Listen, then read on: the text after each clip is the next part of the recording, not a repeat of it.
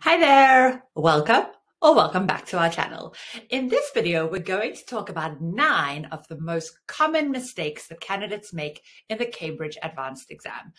Now, you might be surprised to learn that these are not mistakes with super complicated grammar structures or highly advanced idioms. No, these are simple, basic mistakes that advanced candidates make again and again and again, and they bring down your marks. So you cannot afford to make these mistakes in your exam if you want to pass, if you want to get a good grade.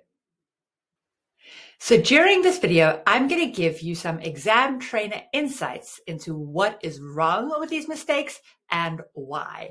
And these rules, knowing these rules, have helped so many of our home study students to improve their performance in the exam. And the goal of this video is to help you too. So if you are preparing for the Cambridge Advanced Exam or you just want to know something more about it, then I highly suggest that you subscribe to Home Studies. In the Cambridge Advanced Exam, accuracy matters. So that means that the more error-free sentences you have in your speaking and writing, the better. Examiners do tend to notice mistakes most of all, especially the basic ones that we're going to cover in this blog. So what does that mean for you? Well, first of all, you need to make a note of these simple mistakes that you often make and do your best to eliminate them from your speaking and writing. And it means you need to simplify your language. Now, that doesn't mean to dumb down and to write like really basically, because you do need to use a range of complex grammar structures. It just means to prioritize accuracy. So don't overcomplicate things. Don't try and write something that's too fancy if it means you're going to make a lot of mistakes in the process. So what are 9 of the most common mistakes that advanced candidates make? Do you have any predictions about what might be on the list? Well, let's take a look and see. Mistake number 1. This or these. Which of the 2 sentences is correct? That's right.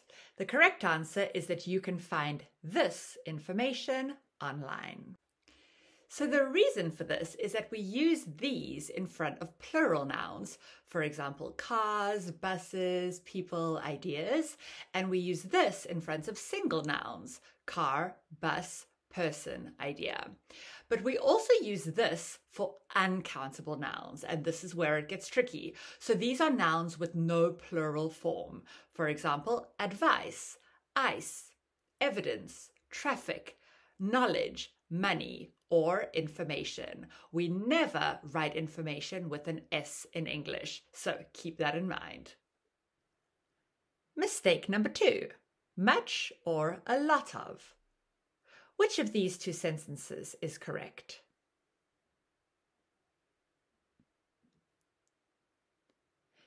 The answer is a lot of. There is a lot of reliable public transport in the area.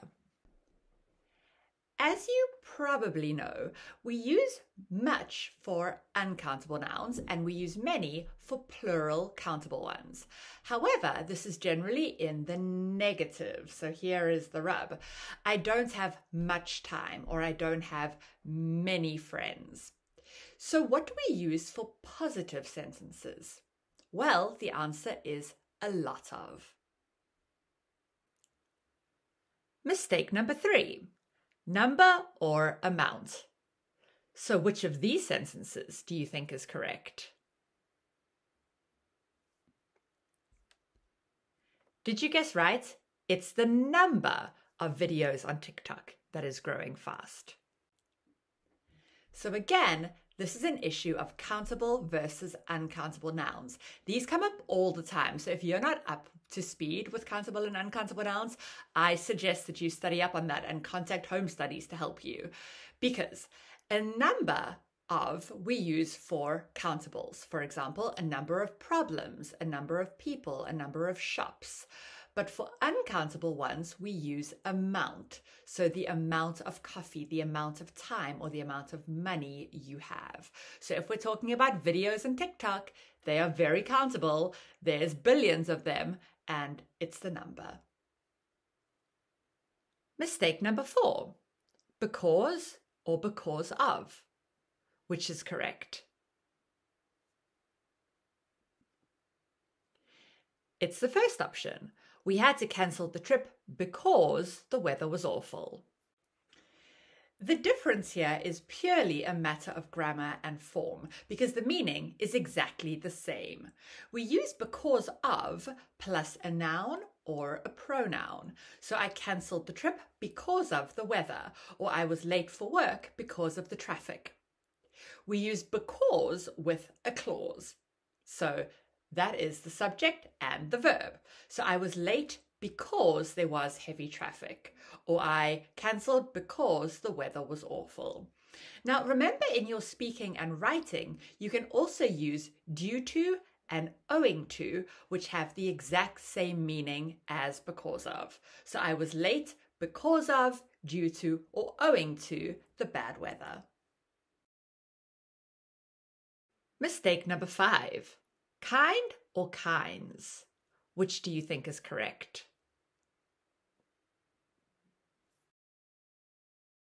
The answer is kinds in the plural. So I've cooked many kinds of exotic dishes. So we use the plural form kinds, sorts, or types of before plural nouns. So for example, kinds of cars, types of holidays. We also use them after plural expressions. This includes things like all, many, these, different. For example, many kinds of cars or different types of holidays. We use the singular form kind of, sort of, type of when we're talking about just one thing. So I like that kind of film. And when we are talking about uncountable, told you they always come up, then again we use the singular form. So this kind of information or that sort of music. Mistake number 6. If or whether. Which of these two feels right to you?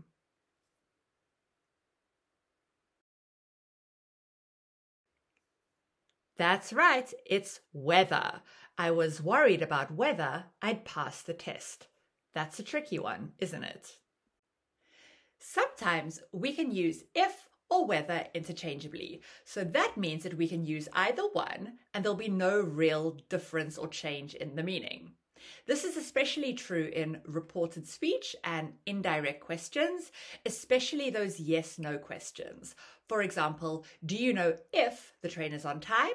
Or do you know whether the train is on time? They're the same.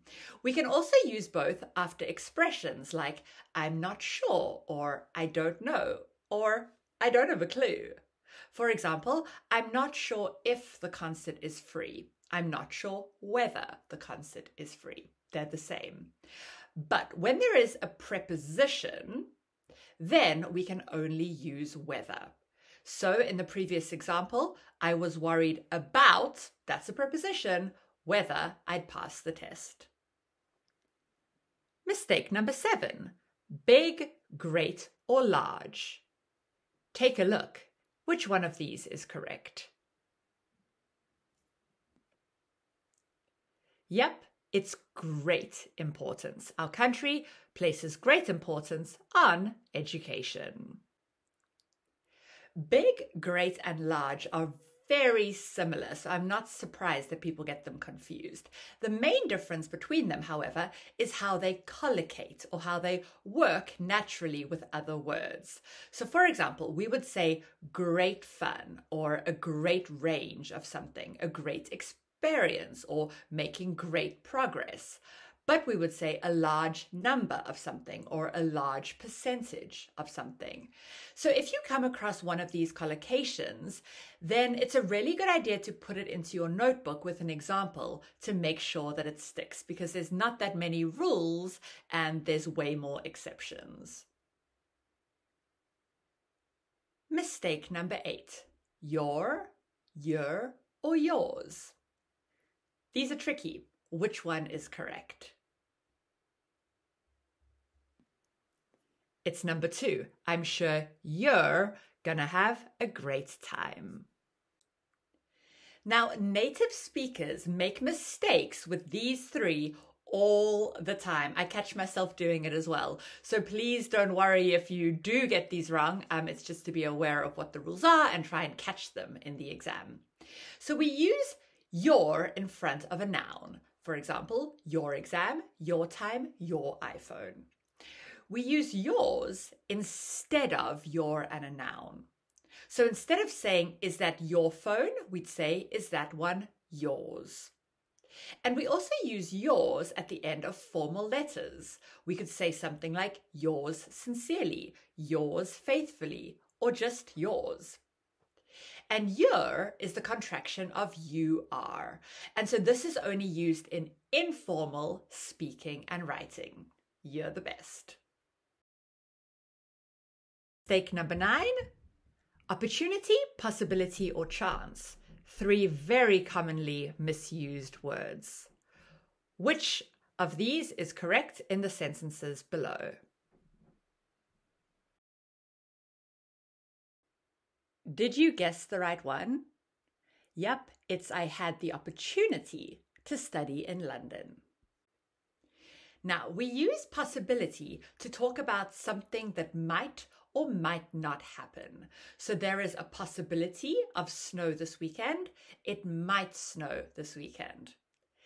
An opportunity is more the possibility to do something that you want to do. So for example, I have the opportunity to visit my good friend in Tokyo, or a new job might be a good opportunity for you. Chance is really a synonym of possibility or opportunity, but it's often used in a more informal sense. So you could say there is a chance of snow, or I've got the chance to go to Japan. So they mean the same, but it's just a bit more informal in its register.